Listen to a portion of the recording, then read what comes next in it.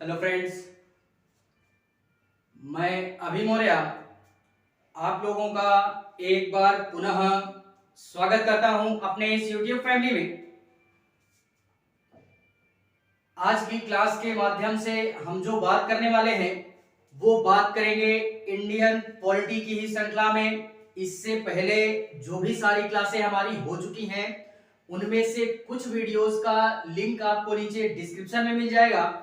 आप सहजता पूर्वक वहां से जाकर के पहले उन सारी क्लासों को देख लीजिएगा एंड तत्पश्चात आकर के इस क्लास में विजिट कीजिएगा। ठीक है, बाकी आज जो हम अध्ययन करने वाले हैं वो हमारे इंडियन पॉलिटी का, या एक प्रकार से अगर हम बोलना चाहें तो ये हमारे भारतीय संविधान का जो भी छठा चैप्टर चल रहा था, या हम बात कर रहे थे भाग 6 के संदर्भ में। ठीक है, तो उसी भाग 6 के संदर्भ में आज ये हमारी लास्ट क्लास होगी, अर्थात भाग 6 और 7। आज हम इन दोनों चैप्टरों को समाप्त करने का प्रयास करेंगे। ठीक है, और एक बेहतरीन अंदाज में समाप्त करेंगे।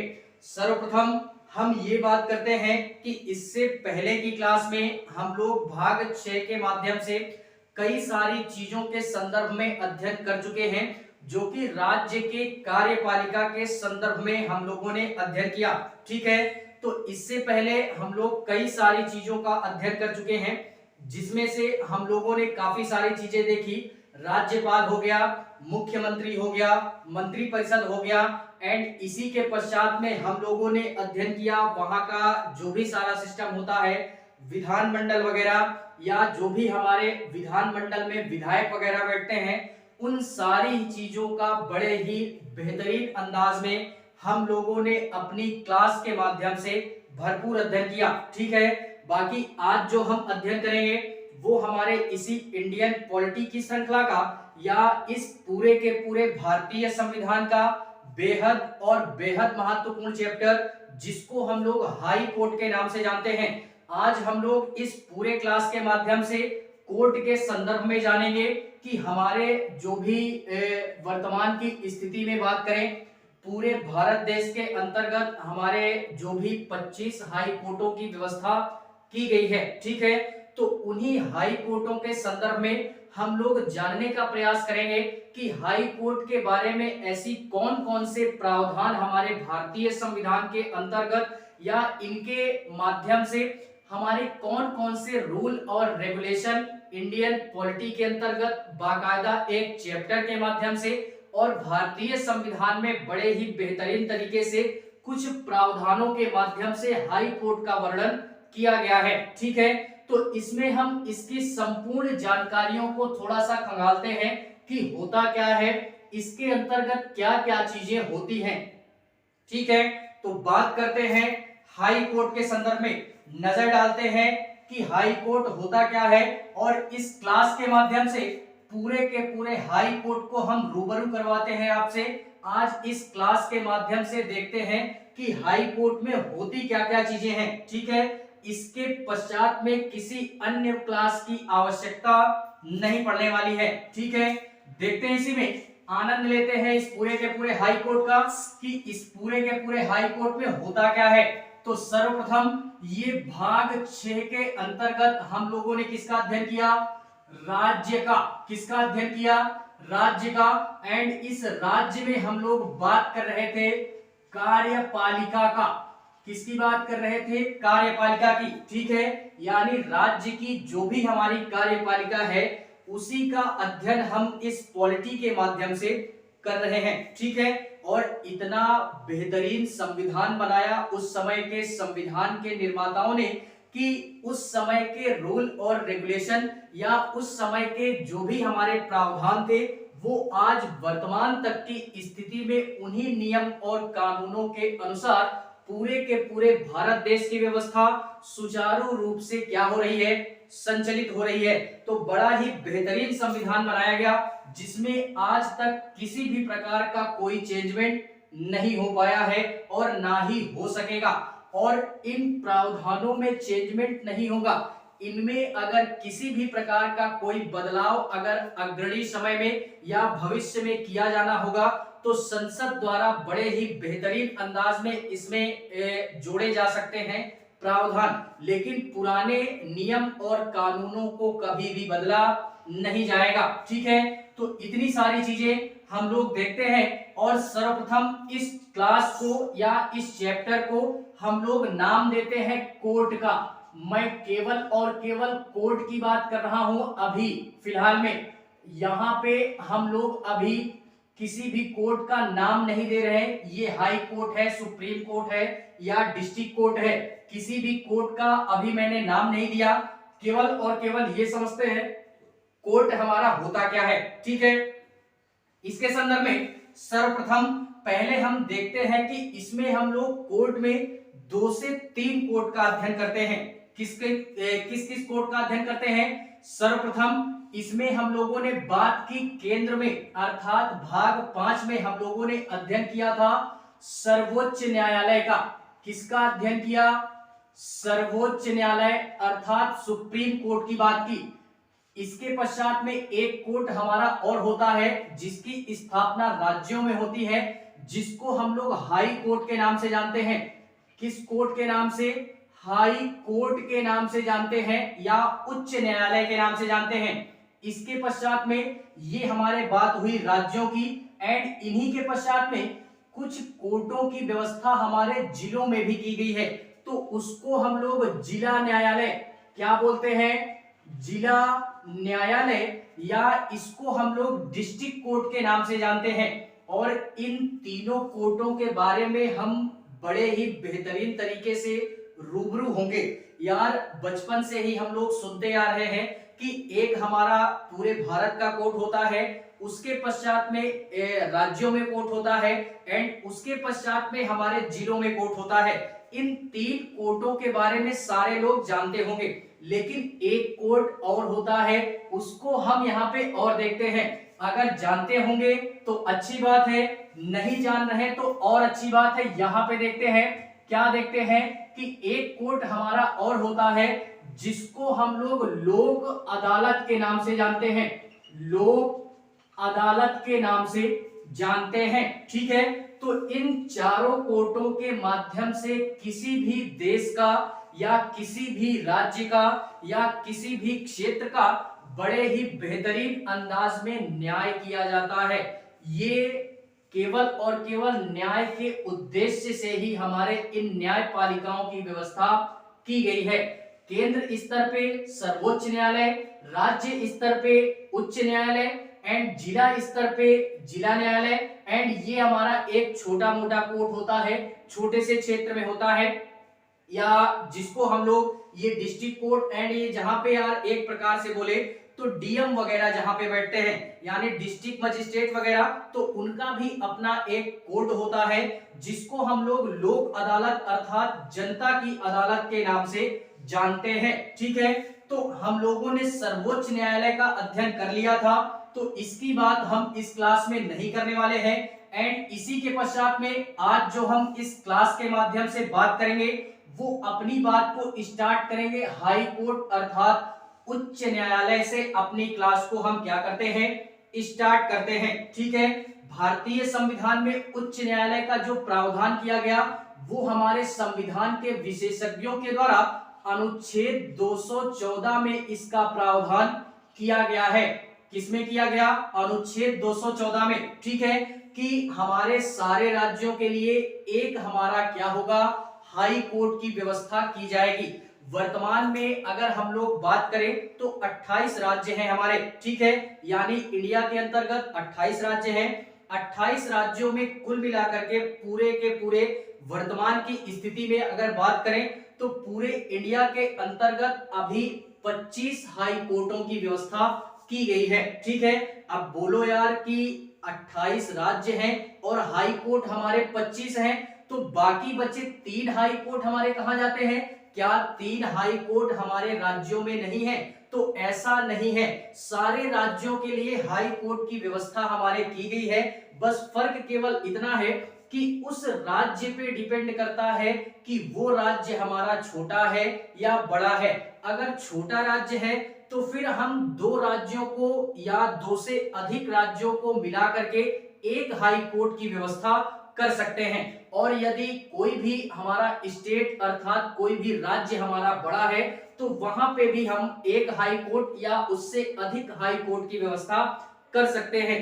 फिलहाल में अगर हम लोग उत्तर प्रदेश की बात करें तो उत्तर प्रदेश में हमारे दो हाई कोर्ट हैं, यानी हाई कोर्ट हमारा एक ही है लेकिन उसकी एक खंडपीठ स्थापित की गई है, यानी एक ब्रांच और स्थापित की गई। यानी उत्तर प्रदेश में एक हमारा कोर्ट है जो कि इलाहाबाद हाई कोर्ट है, ठीक है। यानी इसका नाम नहीं चेंज हुआ, इलाहाबाद का आज प्रयागराज नाम है वर्तमान की स्थिति में, लेकिन कोर्ट वगैरह का जो नाम दिया गया था प्राचीन समय में वही हमारा नाम से आज भी वो प्रसिद्ध है, जिसको हम लोग इलाहाबाद हाई कोर्ट के नाम से जानते हैं। और इसी इलाहाबाद हाई कोर्ट की एक हमारी ब्रांच और स्थापित की गई जो कि लखनऊ में स्थित है, ठीक है। तो हाई कोर्ट हमारे उत्तर प्रदेश में कितने? दो। एक हमारा कहां पे है? मेन वाला इलाहाबाद में है, इसी का एक ब्रांच है हमारा वो लखनऊ में है, ठीक है।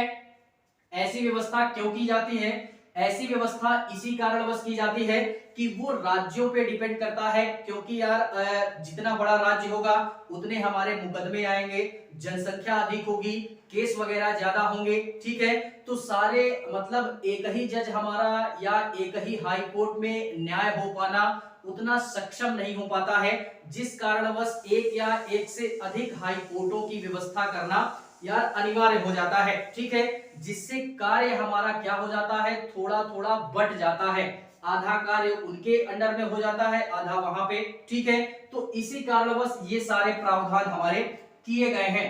एंड इसी के पश्चात में और बात करें तो ये जो हमारा हाई कोर्ट है, इस हाई कोर्ट के संदर्भ में बात करें तो सर्वप्रथम इंडिया के अंतर्गत हाई कोर्ट की स्थापना कब की गई? सर्वप्रथम सबसे पहली बार जो हाई कोर्ट की स्थापना की गई वो की गई 1862 में। कब? 1862 के एक अधिनियम द्वारा अंग्रेजों के समय में, यानी उस समय 1862 में हमारे इंडिया में अंग्रेजी हुकूमत थी।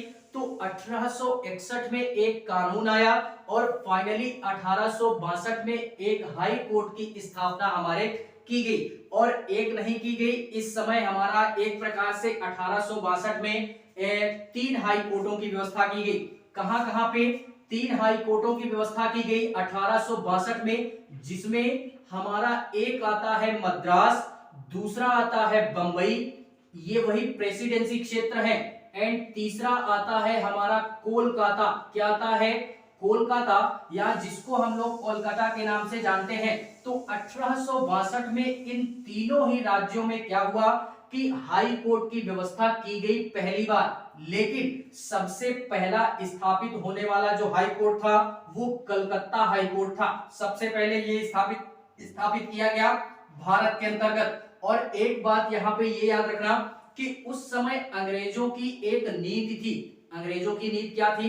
यानी 1861 में वो जो कानून लाए थे, उनके कानून लाने का महज केवल और केवल एक ही उद्देश्य था कि भारतीयों के ऊपर बेहतरीन ढंग से शासन किया जा सके, ठीक है, और उनको दबाया जा सके, जिससे कि इंडिया के अंतर्गत हमारी जो सत्ता है वो काफी दिन तक स्थापित हो सके, जिससे हम एक बेहतरीन अंदाज में लंबे समय तक भारत को क्या कर सके? अपने कब्जे में ले सकें, ठीक है। तो अंग्रेजों का केवल और केवल शासन करने का ही उद्देश्य था। तो वो जो भी कानून ब्रिटेन से बना करके इंडिया के संदर्भ में लाते थे, उनका केवल एक ही उद्देश्य था, इंडिया पे हुकूमत करना, ठीक है। तो इसी कारणवश 1861 में लाया गया और 62 में स्थापना होती है। लेकिन फाइनली ये कानून थोड़ा सा भारतीयों को दबाने के लिए था, तो जिस कारणवश एक इन्हीं अंग्रेजों के द्वारा एक कानून और लाया गया, फाइनली 1935 का अधिनियम।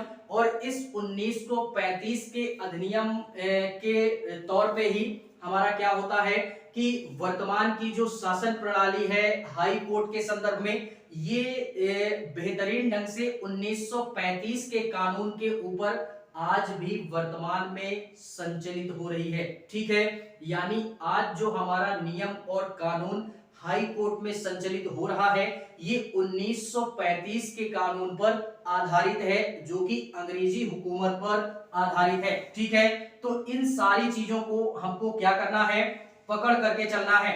एंड इसी के पश्चात में देखते हैं कि इन हाई कोर्टों में जो भी सारा सिस्टम है इनकी नियुक्ति कौन करता है। सबसे पहली बात देखते हैं, ये हुआ हाई कोर्ट की स्थापना के संदर्भ में। हाई कोर्ट के जजों की नियुक्ति कौन करता है, तो जजों की जो नियुक्ति करते हैं वो करते हैं राज्यपाल महोदय, क्योंकि राज्य में बनाना है, राज्य में बनाना है हाई कोर्ट। तो जिस भी राज्य में हाई कोर्ट होगा उस राज्य के राज्यपाल महोदय क्या करेंगे कि हाई कोर्ट के जज की नियुक्ति करेंगे।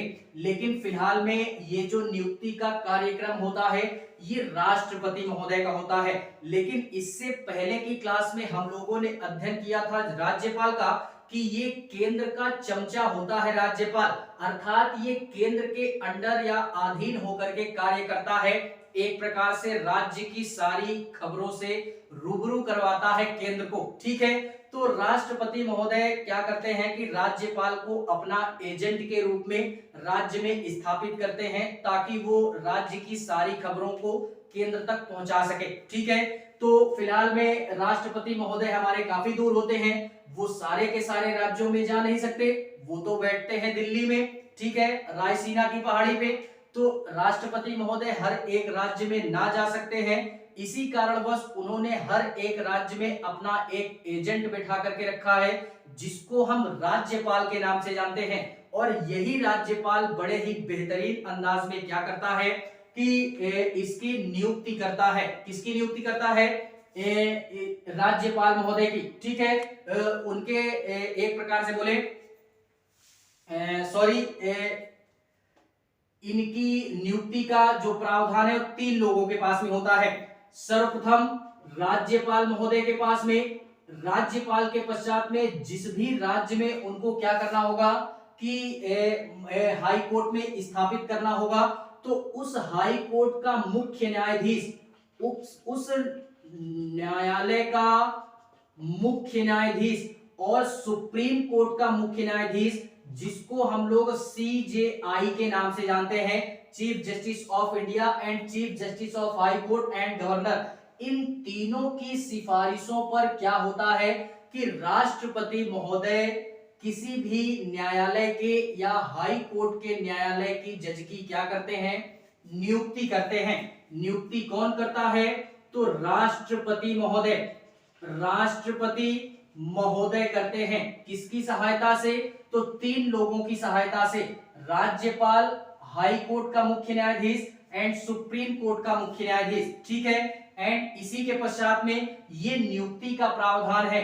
अब बाई चांस किसी भी व्यक्ति को अगर हाई कोर्ट का जज बनना है तो उसके अंदर कोई ना कोई क्वालिटी होनी चाहिए, कोई ना कोई क्वालिफिकेशन होनी चाहिए। ठीक है, तो उसकी योग्यता क्या होती है, तो अगर हाई कोर्ट का जज बनना है तो कम से कम क्या होना चाहिए, कम से कम 10 साल क्या होना चाहिए, किसी भी डिस्ट्रिक्ट कोर्ट में या जिला न्यायालय में वकालत कर चुका हो व्यक्ति, तो वो क्या कर सकता है, वो हाई कोर्ट का जज बन सकता है। ठीक है, या तो कम से कम ज्यादा से ज्यादा कुछ भी हो सकता है, कम से कम 5 साल किसी भी जिला में या किसी भी डिस्ट्रिक्ट कोर्ट में जज रह चुका हो।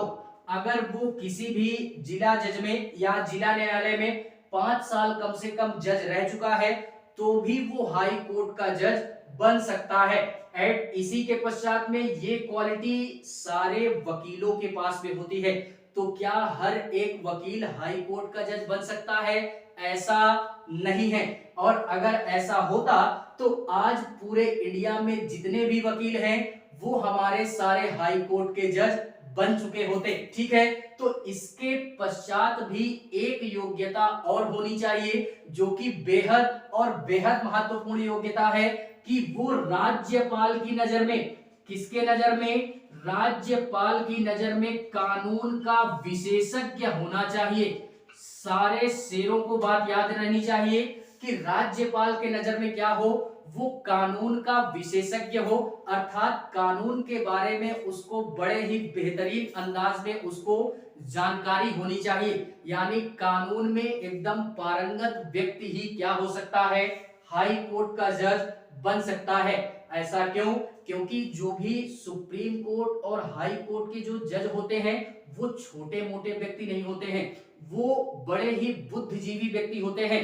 बुद्धिजीविता उनके अंदर काफी ज्यादा मात्रा में होती है, क्योंकि उनके एक हस्ताक्षर पे पूरे के पूरे व्यक्ति का जीवन डिसाइड होता है। अगर एक भी न्याय उनका गलत हुआ तो किसी भी व्यक्ति का पूरा जीवन क्या हो सकता है, बर्बाद हो सकता है। अर्थात यार उसके साथ में, जीवन के साथ में खिलवाड़ हो सकता है। तो कोई भी अगर फैसला कोई जज सुनाता है तो बड़े ही सोच विचार करके और विचार विमर्श के साथ में वो किसी भी फैसले पर पहुंचता है। इसी कारणवश जज बनना आसान नहीं है, चाहे वो सुप्रीम कोर्ट का हो या हाई कोर्ट का हो। ठीक है, तो इसीलिए यार जो जज होते हैं काफी बुद्धिजीवी होते हैं और बुद्धिजीविता काफी ज्यादा होती है उनके अंदर। इसी कारणवश सारे वकील जो हैं वो हाई कोर्ट या सुप्रीम कोर्ट के जज नहीं बन सकते हैं। वकीलों से भी ज्यादा नॉलेज होता है कानून के संदर्भ में। ठीक है, यानी कानूनी किताबें ज्यादा पढ़नी होती हैं। इसके पश्चात में अगर ये तीनों क्वालिफिकेशन किसी भी व्यक्ति के अंदर है तो वो हाई कोर्ट का जज बन सकता है। ठीक है, इसको हमने क्या करना है, याद रखना है। इसके पश्चात में हम लोगों ने देख लिया क्वालिफिकेशन क्या होती है, यानी योग्यता क्या होती है। अब योग्यता के अनुसार हम लोगों ने नियुक्ति भी कर दी। अब अगर नियुक्ति कर दिया तो क्या डायरेक्टली वो अदालत में जाके बैठ जाएगा या क्या वो जाकर के डायरेक्टली हाई कोर्ट में बैठ जाएगा? नहीं, इसके पहले वो शपथ ग्रहण करेगा। क्या करेगा? शपथ ग्रहण करेगा। उसके पश्चात में वो जाकर के कहां पे बैठेगा? न्यायालय में जाकर के बैठेगा। तो अब उसको जो शपथ ग्रहण करवाएगा वो कौन करवाएगा? तो शपथ ग्रहण राज्यपाल महोदय करवाते हैं। यहाँ पे कंफ्यूजन क्रिएट नहीं होगी। नियुक्ति राष्ट्रपति महोदय, शपथ ग्रहण राज्यपाल महोदय। ऐसा क्यों? यार ये कार्य, शपथ ग्रहण करवाने का कार्य भी राष्ट्रपति महोदय का ही होता है। लेकिन इससे पहले मैं बोल चुका हूं कि ये जो राज्यपाल होता है ये राष्ट्रपति के प्रसाद पर्यंत होता है और राष्ट्रपति जी का एजेंट होता है, जो कि किस सारे राज्यों में बैठे हैं राज्यपाल, जो कि 28 राज्य हैं और पूरे के पूरे 28 राज्यों में जो भी हमारे राष्ट्रपति महोदय हैं इनके एजेंट बैठे हैं एज अ राज्यपाल, जो कि अपने राज्य की सारी गतिविधियों से राष्ट्रपति महोदय को क्या करते हैं, रूबरू करवाते हैं। और एक बात ये भी याद रखना कि ये हर हफ्ते की बात बोल रहा हूं मैं, हर हफ्ते अपने राज्य की रिपोर्ट राष्ट्रपति महोदय को सौंपते हैं कि हमारे राज्य में ऐसी कौन कौन सी गतिविधियां हो रही हैं, आप भी देख लीजिए। ठीक है, तो एक प्रकार से राष्ट्रपति महोदय का चमचा होता है राज्यपाल। ठीक है, इस प्रकार ये शपथ ग्रहण भी हो गया। एंड जब शपथ ग्रहण हो गया, शपथ के पश्चात में ये फाइनली जाते हैं और इनकी नियुक्ति वगैरह हो जाती है। और नियुक्ति के पश्चात में ये कब तक अपने पद पे बने रहेंगे? तो इनका जब शपथ ग्रहण हो गया तो इनकी कुछ ना कुछ रिटायरमेंट की भी डेट होगी। ऐसा नहीं कि जीवन पर्यंत ये जज बन गए तो बन गए, तो कुछ ना कुछ रिटायरमेंट की डेट होगी। तो इनकी जो रिटायरमेंट की डेट होती है वो 65 वर्ष की आयु तक, यानी 65 वर्ष की आयु तक ये जज बने रह सकते हैं। इसके पश्चात उनको रिटायर्ड कर दिया जाएगा। और फिलहाल में जो जज वगैरह बनते हैं वो 50 साल से ऊपर के व्यक्ति ही बनते हैं। 50, 55 या इसके ऊपर के व्यक्ति ही बनते हैं। क्यों? क्योंकि यार उनको काफी सारा अनुभव हो चुका होता है। किस चीज का अनुभव? कानून का। क्यों? क्योंकि या तो वो 10 साल या इससे ज्यादा किसी भी न्यायालय में अर्थात जिला न्यायालय में वकालत कर चुका होगा, अगर उसने वकालत की होगी तो 10 साल या इससे अधिक भी वो वकील रहा होगा, और वकील रहा होगा तो जाहिर सी बात है उसने कानूनी किताब पढ़ी होगी, उसको एक्सपीरियंस हुआ अपने इस वकालत की फील्ड का। ठीक है, तो इसी कारणवश कोई भी व्यक्ति पहले अगर जज बनता है तो उससे पहले उसको वकील होना अनिवार्य है। अगर वकील नहीं है तो फिर जज नहीं बन सकता है। ठीक है, वो उस व्यक्ति के ऊपर डिपेंड करता है कि वो जज आगे बनना चाहता है या नहीं बनना चाहता। ठीक है, और फाइनली सारे व्यक्ति नहीं बन सकते हैं, ये भी हम देख चुके हैं, क्योंकि राज्यपाल की नजर में क्या होना चाहिए, कानून का विशेषज्ञ होना चाहिए। तो ये शपथ ग्रहण हो गया, नियुक्ति हो गई, योग्यता हो गया, पद अवधि हो गई, एंड पद अवधि के पश्चात में क्या इनको बीच में हटाया जा सकता है? क्योंकि यार किसी भी पोस्ट पे बंदा अगर बैठ गया, आप अपनी ही सोचो कि आप अगर जज बन गए तो क्या यार आपको कोई भी व्यक्ति आया केस लेकर के न्याय करने के लिए, और आपने न्याय ना करते हुए कुछ पैसे वगैरह की मांग कर दी, घूस वगैरह की मांग कर दी, तो क्योंकि यार जज वगैरह अब ये लाख, 2 लाख, 10 लाख, 20 लाख में तो मानने वाले नहीं, करोड़ों की तादाद होती है, क्योंकि ये जानते हैं कि सारी चीजें हम पे ही निर्भर करती हैं। और इससे पहले हम लोगों ने अनुच्छेद 220 और 21 का अध्ययन किया होगा, 21 और 22 का, जिसमें ये बोला गया है कि संसद किसी भी न्यायाधीश पर या किसी भी जज पर प्रश्न नहीं पूछ सकती कि जज साहब आप ऐसा क्यों कर रहे हैं। जज का जो मन होगा वो करेगा, वो अपने आप में क्या है, स्वतंत्र है। उसका जब मन आएगा तब वो कोर्ट में जाएगा, 10 बजे, 11 बजे, 12 बजे, उसकी इच्छा होगी तो जाएगा, नहीं इच्छा होगी तो नहीं जाएगा, तो उस पर कोई दबाव भी नहीं बना सकता। ठीक है, तो वो अपने आप में क्या है, स्वतंत्र है। तो उसको बाई चांस यार घूस वगैरह दिया गया तो वो घूस भी ले सकता है। फिलहाल में ऐसा होता नहीं है कि कोई भी जज हमारा ऐसा करने में सक्षम हो, वो जज के ऊपर भी निर्भर करता है, क्योंकि अगर जज वगैरह ही ऐसा करने लगेंगे तो इंडिया के हर एक व्यक्ति से या हर एक व्यक्ति को न्यायालय का जो भी दरवाजा खटखटाते हैं यार न्याय नहीं मिल पाएगा, क्योंकि वो बुद्धिजीवी होते हैं, तो घूस वगैरह इनके संभव है ही नहीं। ठीक है, तो ये सारी चीजें नहीं करते हैं। लेकिन हाँ, एक चीज इनके अंदर बड़ी ही बेहतरीन होती है, क्या, कि अगर कोई भी व्यक्ति जज बन गया तो फिर वो अपने मतलब नाते रिश्तेदारों को ज्यादा भरता है। क्योंकि जज जो है वो अपने नाते रिश्तेदारों को ज्यादा भरता है। कोई भी अगर जज हो आपके मतलब जान पहचान में या किसी के भी जान पहचान में, तो पूछना उनसे, उनके जितने रिश्तेदार होंगे सब किसी ना किसी मतलब न्यायालय में या तो जज होगा, वकील होगा, इसी तरीके करके होगा। फूफा का लड़का, हाँ वो जज है, बोल दिया बुआ का लड़का, हाँ वो उस हाई कोर्ट में जज है। किसी ना किसी हाई कोर्ट का नाम लेकर के वो जोड़ करके बताते ही रहेंगे कि मेरे फूफा का लड़का ये है, मेरे बुआ का लड़का ये है। यानी एक प्रकार से इनकी जो पद होता है वो वंशानुगत टाइप में हो जाता है, क्योंकि अपने आप में स्वतंत्र है भाई, कुछ भी कर सकते हैं। ठीक है, तो ऐसा देखा गया है फिलहाल में, इन पे कोई किसी प्रकार का हस्तक्षेप नहीं कर सकता है। और बाई चांस किसी भी अगर जज के द्वारा आपराधिक कृत्य किया जाता है या किसी भी मामले में धोखाधड़ी में कोई भी जज अगर पकड़ा जाता है, तो फिर उस पर संसद बड़े ही बेहतरीन अंदाज में क्या करती है, महाभियोग लगाती है। महाभियोग लगाना बहुत बड़ी बात है, जो कि संवैधानिक बड़े बड़े संवैधानिक पदों के लिए बनाया जाता है। और ये महाभियोग बहुत बड़ी प्रक्रिया होती है, हर एक व्यक्ति को महाभियोग नहीं लगाया जाता, ये बड़े बड़े व्यक्तियों पर महाभियोग लगाया जाता है। और सबसे कठोर कानून ही महाभियोग होता है, इससे कठोर कानून अभी तक इंडिया में नहीं है। ठीक है, तो अगर किसी भी जज को अगर बीच में ही हटाना है उसके कार्यकाल के दौरान ही, तो फिर उस पे बड़े ही बेहतरीन अंदाज में संसद में विधेयक पारित किया जाएगा, 1/3 बहुमत से शुरू होगा और 2/3 बहुमत से पास होगा, राष्ट्रपति के हस्ताक्षर होंगे, उसके पश्चात में इनको क्या किया जाएगा, इनके पद से हटा दिया जाएगा। ठीक है, लेकिन हटाने से पहले इनको सूचित कर दिया जाएगा कि आपके ऊपर महाभियोग जैसी प्रक्रिया लाई जा रही है। क्या आप ऐसा कुछ करना चाहेंगे या अपने संदर्भ में कुछ बोलना चाहेंगे? तो फिर ये जैसा भी होता है ये अपना करते हैं। ठीक है, ये हुई इतनी सारी बातें।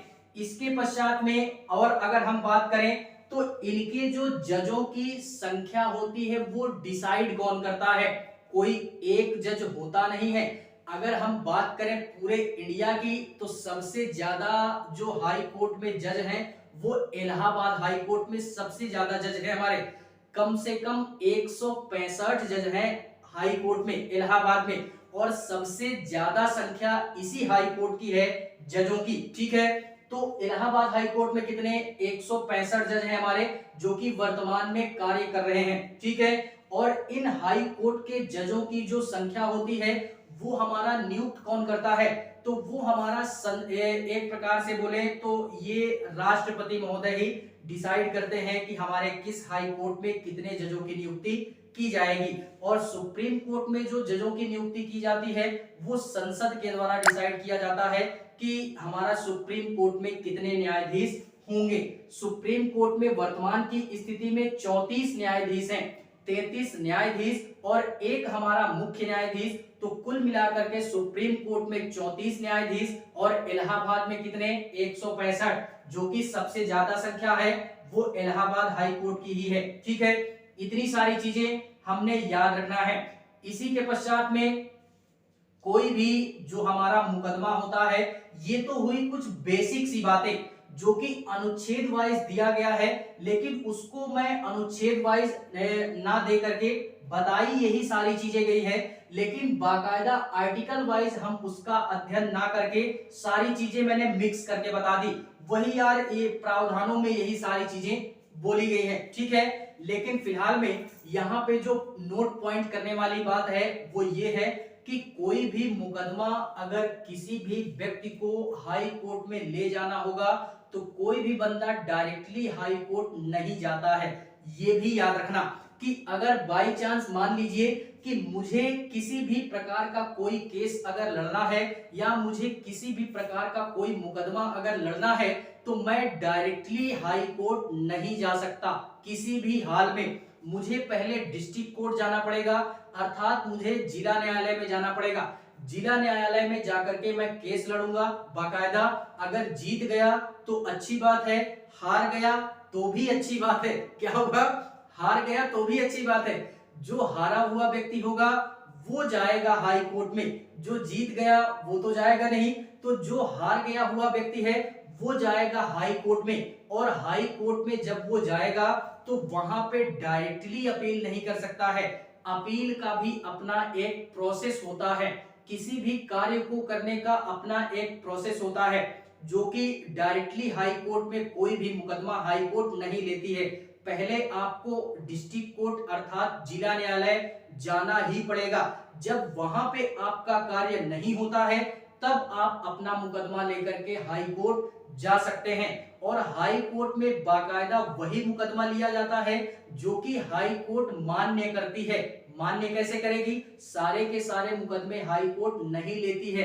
अब लेती नहीं है तो लेती कौन से मुकदमे हैं? लेती ऐसे मुकदमे हैं कि मान लो कि मुझे या मेरे और आपके बीच में कोई विवाद हो गया, और मान लीजिए आप केस जीत गए और मैं हार गया, तो मैं जो हार गया केस डिस्ट्रिक्ट कोर्ट में पहले अपील किया था, तो डिस्ट्रिक्ट कोर्ट में हम लोग हार गए तो मैं जाऊंगा कहां पे? अपनी बात को लेकर के जाऊंगा हाई कोर्ट। हाई कोर्ट में डायरेक्टली अब मेरा मुकदमा नहीं चलेगा, मुझे वहां पे पहले अपना केस एडमिट करवाना पड़ेगा। एडमिट क्या होता है? एडमिट ये भी एक प्रकार का केस ही होता है, जो कि वहां पे जाकर के मुझे जज साहब के सामने एक एडमिट सूट 30 दिन के अंदर दाखिल करना पड़ेगा। यानी 30 दिन के अंदर मुझे हाई कोर्ट में जाकर के अपनी बातों को लेकर के एक एडमिट सूट दायर करना पड़ेगा। जब वो वहां पे वो केस हमारा तैयार हो जाएगा, यानी हाई कोर्ट कह देगी कि आपका केस हाई कोर्ट के लायक है, तब फिर हमारा मुकदमा हाई कोर्ट में क्या होगा? दर्ज किया जाएगा, ठीक है। अन्यथा हाई कोर्ट आपके मुकदमे को रद्द कर देगी और कह देगी बेटा ये केस हमारे अंदर नहीं आता है या हमारे लेवल का मुकदमा नहीं है, ठीक है। तो इस प्रकार से पहले जाकर के एडमिट करवाना पड़ेगा। अब यार एडमिट करवाना पड़ेगा तो जो बंदा जीता हुआ था केस, अब वो क्या करेगा, हारा हुआ तो पहुंच गया हाई कोर्ट में, तो जीतने वाला क्या करेगा, जीतने वाले को भी जाना पड़ेगा। नहीं तो हाई कोर्ट वो जो व्यक्ति हार चुका है उसी का सारी चीजें सुन करके, उसी का सबूत वगैरह देख करके उसी के पक्ष में न्याय कर देगी। तो फिर वो जो जीता वाला व्यक्ति था उसके पास अगर सबूत भी होगा या साक्ष्य भी होंगे तो फिर वो तो अपराधी करार हो जाएगा। तो इसके लिए भी एक बेहतरीन अंदाज में कानून बनाया गया है। बाई चांस आप और मेरे बीच में विवाद हो गया और मैं अगर हार गया तो मैं अपना एडमिट सूट दायर करता हूं 30 दिनों के अंदर हाई कोर्ट में। तो अब आप क्या करोगे, आपको तो यार पता भी नहीं है कि जो मेरा विरोधी पार्टी का है वो हाई कोर्ट चला गया है और अगर उसके पक्ष में न्याय हो गया तो आप तो यार मुकदमा हार जाओगे, जाहिर सी बात है मुकदमा हार जाओगे। तो इस संदर्भ में एक व्यवस्था ये की गई कि जो भी जीता हुआ व्यक्ति है उसको भी जाना पड़ेगा हाई कोर्ट। अब उसको जाना पड़ेगा, अब वो क्या करेगा, वो जाएगा हाई कोर्ट और 3,000 रुपए की राशि जो है वो हाई कोर्ट में जमा करेगा एज अ जमानत राशि। किस लिए, वो इसलिए मतलब जमा करेगा कि अगर जो भी हारा हुआ बंदा है वो अगर आपके पास अर्थात न्यायालय में जाता है अपनी बात को लेकर के, तो उसके जाने के पश्चात में उसके संदर्भ में न्याय उसी की बात पे ना सुनाया जा सके, यानी उसकी बातों को सुनने से पहले वहां का जो न्यायाधीश होगा वो आपके घर में एक नोटिस भेज देगा कि जो भी हारा हुआ अर्थात आपका जो विरोधी पक्ष का मतलब बंदा है वो हमारे पास में अपना मुकदमा लेकर के आया है, तो आप भी आ जाओ जिससे हम आपकी भी बात सुन ले, नहीं तो हम इसी की बात सुन करके इसी के पक्ष में न्याय कर देंगे और आप मुंह बनाते रह जाओगे। तो इसी कारण बस जो जीतने वाला बंदा होता है वो 3,000 रुपए की राशि क्या करता है, हाई कोर्ट में जमा करता है, जिससे कि अब हाई कोर्ट की जिम्मेदारी बन गई कि अगर हारने वाला बंदा वहां पे जाएगा तो उसके न्याय करने से पहले आपके घर में नोटिस वगैरह भेज दी जाएगी, तो आप भी वहां पे चले जाओगे। अब दोनों लोगों की बातें सुनी जाएंगी, जिसके पक्ष में सबूत और साक्ष्य मिल जाएंगे उसी की तरफ न्याय वगैरह हो जाएगा। और हम लोग यार ये चीज जानते हैं कि किसी भी न्यायालय में हो वहां पे यार इमोशनली चीजें नहीं चलती हैं, वहां पे सबूतों के तौर पे न्याय सुनाया जाता है। कोई भी जज अगर निर्णय लेता है तो वो आपके इमोशन पे लेकर के निर्णय नहीं लेता, क्योंकि कानून अंधा होता है। यार हम लोगों ने देखा होगा, मूवियों वगैरह में देखा होगा, टीवी वगैरह में, कि जहां पे जज साहब बैठते हैं उनके पीछे एक मूर्ति लगी होती है जिसके मतलब आंखों में पट्टी बंधी होती है। तो उसके कहने का तात्पर्य यही होता है कि कानून अंधा है, कानून किसी की बात नहीं सुनता, कानून केवल और केवल सुनता है तो वो सबूत के आधार पे न्याय करता है। जिसके तरफ सबूत और साक्ष्य या गवाह मिल जाते हैं उसी की तरफ न्याय हो जाता है, ठीक है। यही पूरी प्रक्रिया होती है कोर्ट की, जो कि एडमिट वगैरह ये होता है। और जो 3,000 रुपए की राशि होती है इसको हम लोग कैबेट बोलते हैं, ठीक है, जो कि एक हमारी कानूनी लैंग्वेज है। तो ये कैबेट होता है जो कि विजेता पक्ष का बंदा जाकर के 3,000 रुपए की राशि देता है। एंड इसी के पश्चात में ये तो हुआ कि पहले हमको डिस्ट्रिक्ट कोर्ट में अपील करना पड़ेगा, उसके पश्चात में हाई कोर्ट जाना पड़ेगा। लेकिन कुछ हमारे मुकदमे ऐसे होते हैं जिनको हम डायरेक्टली हाई कोर्ट लेकर के जा सकते हैं, वहां पे हमको डिस्ट्रिक्ट कोर्ट की आवश्यकता नहीं पड़ती है। ऐसे कौन कौन से मुकदमे, जैसे लव मैरिज हो गया, आजकल लव मैरिज ज्यादा होती है, लड़का और लड़की बड़े ही बेहतरीन अंदाज में तो लव मैरिज किया, तो ये मुकदमा भी डायरेक्टली हाई कोर्ट जा सकता है। दहेज से जुड़ा हुआ मुद्दा हो गया, ये भी डायरेक्टली जा सकता है। विवाह से संबंधित मुद्दा हो गया तलाक से संबंधित मुकदमा हो गया, या किसी नौकरी पेशे से जुड़ा हुआ कोई भी मुकदमा हो गया, या इसी के संदर्भ में बात करें जो भी हमारी वसीयत वगैरह होती है, या उत्तराधिकार के संबंध में, या विरासत वगैरह होती है, या अगर और बोलना चाहें तो जो भी हमारी बड़ी बड़ी गवर्नमेंटेड कंपनियां हैं, इन सारी चीजों का जो मुकदमा होगा या इस तरीके के जो मुकदमे होंगे, ये सारे के सारे मुकदमे डायरेक्टली हम लोग हाई कोर्ट लेकर के जा सकते हैं। किसी भी निचले अदालत की आवश्यकता नहीं पड़ती है। इसके साथ में एक हमारा मुकदमा और जा सकता है, पीआईएल का मुद्दा। पीआईएल क्या होता है? यानी पीआईएल यह भी एक प्रकार का हमारा केस ही होता है, जो कि व्यक्ति स्वयं का मतलब मुकदमा ना लड़ करके वो जनता की भलाई के लिए हमारा मुकदमा लड़ता है, उसी को हम लोग पीआईएल के नाम से जानते हैं। और ये पीआईएल वगैरह पहले बहुत लोग दायर करते थे और कई सारे लोग पीआईएल का मुद्दा लेकर के हाई कोर्ट जाते थे, सुप्रीम कोर्ट जाते थे, लेकिन इनमें बहुत सारे लोग फायदा भी उठाने लगे थे। तो जिस कारणवश न्यायालय ने एक राशि भुगतान राशि इस पर रख दी कि 1 लाख रुपए जो भी बंदा पीआईएल का मुद्दा लेकर के आएगा या पीआईएल से जुड़ा हुआ मुकदमा लेकर के आएगा कोर्ट में, वो पहले 1 लाख रुपए की राशि क्या करेगा? जमा करेगा। उसके पश्चात ही पीआईएल का मुकदमा देखा जाएगा या लड़ा जाएगा। ठीक है, जो कि जनता की भलाई से रिलेटेड ये मुद्दा होता है। और पहली बार पीआईएल की शुरुआत अमेरिका में होती है। कहां पे? पीआईएल की शुरुआत कहां पे होती है? ये हमारी अमेरिका में होती है। अमेरिका में कब होती है? 1980 में, 1980 में। और अगर हम इसके इंडिया के संदर्भ में बात करें तो इंडिया में इसकी जो शुरुआत होती है 1986 में होती है। और इस 1986 में जो सुप्रीम कोर्ट के वकील थे वो पीएन भगवती करके थे। पीएन भगवती, इन्हीं के द्वारा इंडिया में पीआईएल का मुद्दा क्या किया गया? स्टार्ट किया गया। पब्लिक लिटिगेशन जनहित याचिका के नाम से जानते हैं। ठीक है, तो ये एक प्रकार का जनहित याचिका होती है और एक प्रकार का केस ही होता है। ठीक है, तो इतनी सारी चीजें हमको क्या करनी है? याद रखनी है हाई कोर्ट के संदर्भ में। बहुत सारी चीजें वैसे भी हो गई हाई कोर्ट के संदर्भ में। इसी के पश्चात में थोड़ी सी बात करते हैं हम कहां पे? जिला न्यायालय के संदर्भ में, कि जिला न्यायालय हमारा होता क्या है। जिला न्यायालय से पढ़ने से पहले एक कोर्ट हमारा और होता है जिसको हम लोग फैमिली कोर्ट के नाम से जानते हैं। यानी इस लोक अदालत के सिवा भी एक 5वां कोर्ट और जोड़ते हैं जिसको हम लोग फैमिली कोर्ट बोलते हैं। फैमिली कोर्ट बोलते हैं। इस कोर्ट में घरेलू मुद्दे जाते हैं। सास बहू का झगड़ा हो गया, फैमिली कोर्ट में जाना है। कहां पे जाना है? फैमिली कोर्ट में जाना है। दहेज वगैरह से जुड़ा हुआ हो गया या घर में जो भी परेशानी हो गई फैमिली से रिलेटेड, वो सारा का सारा केस फैमिली कोर्ट में जाएगा।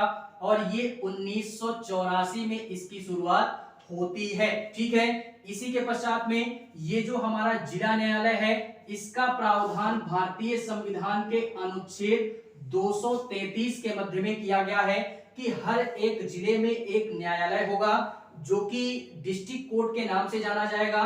इसको हम लोग ट्रायल कोर्ट के नाम से जानते हैं, निचली अदालत के नाम से भी जानते हैं या लोअर कोर्ट के नाम से भी जानते हैं। 3-4 नाम हमको इसके क्या करने हैं? याद रखने हैं। पहला लोअर कोर्ट के नाम से जानते हैं, दूसरा ट्रायल कोर्ट के नाम से जानते हैं, एंड तीसरा इसको हम लोग निचली अदालत या निम्न अदालत के नाम से भी जानते हैं। एंड इसको हम लोग जिला न्यायालय अर्थात डिस्ट्रिक्ट कोर्ट तो बोलते ही हैं, जो कि हर एक जिले में होता है और जिले का जज बैठता है यहाँ पे। ठीक है, इसको भी हमने क्या करना है? याद रखना है। और फिलहाल में ये जो डिस्ट्रिक्ट कोर्ट होता है, यहाँ पे हर छोटे से छोटे बिंदु पर, हर छोटे से छोटे मुद्दे पर, हर छोटे से छोटे मुकदमे पर चर्चा होती है। क्योंकि कोई भी व्यक्ति अगर अपना मुकदमा लेकर जाएगा तो सबसे पहले वो डिस्ट्रिक्ट कोर्ट में ही जाता है, और अगर डिस्ट्रिक्ट कोर्ट में उसका मैटर सॉल्व नहीं होता तो हाई कोर्ट में जाता है, हाई कोर्ट में भी उसका मैटर सॉल्व नहीं होता तो फिर सुप्रीम कोर्ट में जाता है। और मेरा सजेशन यही होगा कि जहां तक अपना मुकदमा हो वो डिस्ट्रिक्ट कोर्ट में ही सुलझा लेना तो ज्यादा बेटर है। फिलहाल में आजकल मुकदमे वगैरह जो चलते हैं 10-10, 20-20 साल, 30-30 साल मुकदमा चलता है, ठीक है, यानी पीढ़ियां गुजर जाती हैं, मुकदमा हमारा वैसा का वैसा ही चलता रहता है। यार अगर हम किसी भी कोर्ट में या किसी भी जज के अगर घर में चले जाए ना, या किसी भी जज के अगर ऑफिस में चले जाए, तो चारों तरफ फाइलों का भंडार लगा मिलेगा और उनके ऊपर मोटी सी परत धूल की मिलेगी, जो कि जन्मों पड़े हमारे मुकदमे आज भी सॉल्व होने के लिए पड़े हुए हैं। और इसी कारणवश यार कोर्ट कचहरी के चक्कर से दूर ही रहना तो ज्यादा बेटर है। इसी कारणवश यार मुकदमे हमारा काफी दिनों तक चलता है, व्यक्ति की उम्र गुजर जाती है, लेकिन मुद्दा और मुकदमा वही का वही रहता है, सॉल्व नहीं होता, ठीक है। सुप्रीम कोर्ट तक मुकदमा ना ही पहुंचे तो ज्यादा बेटर है, क्योंकि सुप्रीम कोर्ट ने जो भी फैसला दे दिया, अब वो चाहे आपके पक्ष में हो या विपक्ष में हो, उसको आपको क्या करना पड़ेगा, मानना आवश्यक हो जाएगा और मानना पड़ेगा ही पड़ेगा, क्योंकि सुप्रीम कोर्ट के ऊपर किसी भी प्रकार का कोई कोर्ट नहीं होता है, ठीक है। तो इसको भी हमने याद रखना है। एंड इसी के पश्चात में दो हमारे इसी जिला न्यायालय में हमारे दो कोर्ट होते हैं, यानी जिला न्यायालय दो प्रकार का। जिला न्यायालय कितने प्रकार का, दो प्रकार का। एक को हम लोग सिविल कोर्ट के नाम से जानते हैं, एंड दूसरे को हम लोग सेशन कोर्ट के नाम से जानते हैं। सेशन कोर्ट के नाम से जानते हैं, यानी एक को हम लोग सत्र न्यायालय एंड दूसरे को हम लोग व्यवहार न्यायालय के नाम से जानते हैं। ये जो व्यवहार न्यायालय होता है, यहाँ हमारा सिविल जज बैठता है, अर्थात व्यवहारिक जज बैठता है। और ये जो सेशन कोर्ट होता है, यहाँ पे सेशनिजिक जज बैठता है, या यहाँ पे सत्र न्यायाधीश बैठता है। और सत्र न्यायालय में हमारे फौजदारी से रिलेटेड मुकदमे चलते हैं सत्र न्यायालय में। और यहाँ पे सिविल कोर्ट में यहाँ पे हमारा एक प्रकार से बोले तो दीवानी मुकदमे चलते हैं। दीवानी मुकदमों में केवल और केवल जुर्माना दिया जाता है, यानी पैसे वगैरह दे दिए जाते हैं जुर्माने वाले हाई कोर्ट जुर्माने वाले प्रावधान पे, ठीक है, जिसको हम लोग दीवानी मुकदमे बोलते हैं। एंड ये जो हमारा फौजदारी का मुकदमा होता है, ये सत्र न्यायालय में चलता है। और इसमें हमारे जघन्य अपराध होते हैं, जैसे चोरी, डकैती, मर्डर, रेप वगैरह किसमें आता है, ये सारे मुकदमे हमारे कहां पे लड़े जाएंगे, ये सारे के सारे मुकदमे फौजदारी मुकदमे में आता है। और इसमें किसी भी प्रकार की कोताही नहीं होती है, इसमें डायरेक्टली दंड का प्रावधान होता है, ठीक है। तो ये हमारे कोर्टों के संदर्भ में था, जो कि यार बड़े ही बेहतरीन अंदाज में हम लोगों ने इसका अध्ययन किया है। बेहतरीन अंदाज में हम लोगों ने देखा कि हमारा फैमिली कोर्ट क्या होता है, जिला न्यायालय क्या होता है, हाई कोर्ट क्या होता है। जिला न्यायालय दो प्रकार का होता है, कौन कौन से मुकदमे हमारे होते हैं इसको भी देखा। और सबसे पहले मुकदमे की सीढ़ी या केस लड़ने की जो सीढ़ी होती है अपील करने की, वो जिला न्यायालय ही होती है। जिला न्यायालय के बाद हाई कोर्ट, उसके बाद सुप्रीम कोर्ट, ठीक है। इतनी सारी चीजें हम लोगों ने देख लिया। इसके पश्चात में एक अदालत और बचता है, जिसको हम लोग लोक अदालत के नाम से जानते हैं। इस लोक अदालत में हमारे छोटे मोटे मुद्दे से रिलेटेड या छोटे मोटे केस हमारे लोक अदालत में जाते हैं। यहाँ पे डायरेक्टली जो जज होता है वो डायरेक्टली निर्णय नहीं देता, वो लिखित रूप में निर्णय देता है। और दोनों पक्षों का जो विवाद होता है उसको लिखित रूप में क्या करता है, यानी सॉल्व कर देता है। और लिखित रूप में बाकायदा ये भी लिखता है कि मैं इस कोर्ट का जज हूं और मेरे द्वारा इन दोनों पक्षों का जो मुकदमा था वो सॉल्व करा दिया गया है। ये इस कारणवश लिखा जाता है क्योंकि कोई भी व्यक्ति जो केस लड़ रहा है वहां पे वो अन्य किसी न्यायालय में अब ना जा सके। इसी कारणवश इस लोक अदालत में ऐसे मुद्दे होते हैं और डायरेक्टली यहाँ पे न्याय नहीं होता, लिखित रूप में जज न्याय देता है। उसी को हम लोग लोक अदालत के नाम से जानते हैं। ठीक है, तो इतनी सारी चीजें इन अदालतों के संदर्भ में याद रखनी है। तो आई होप यार कि न्यायालय के संदर्भ में हमको जान करके आनंद आया होगा कि फिलहाल में हाई कोर्ट क्या होता है, जिला कोर्ट क्या होता है और फैमिली कोर्ट क्या होता है, किस तरीके हम लोग अगर अपना मुकदमा लड़ना चाहें तो कैसे हम मुकदमा लड़ सकते हैं, पहले हमको अपना मुकदमा लेकर कहां जाना पड़ेगा और किस प्रकार से हम अपना मुकदमा दायर कर सकते हैं, सारी चीजों से हम रूबरू हो चुके हैं बड़े ही बेहतरीन अंदाज में। ठीक है, भाग 6 हमारा पूरी तरीके से यहां से क्या होता है, समाप्त होता है। अर्थात पूरे के पूरे भारतीय संविधान का भाग 6 ये राज्य के संदर्भ में था, यहीं से समाप्त होता है। इसके पश्चात में आता है भाग 7। भाग 7 जो कि हमारा ये संविधान से इसको निकाल दिया गया है। किसको?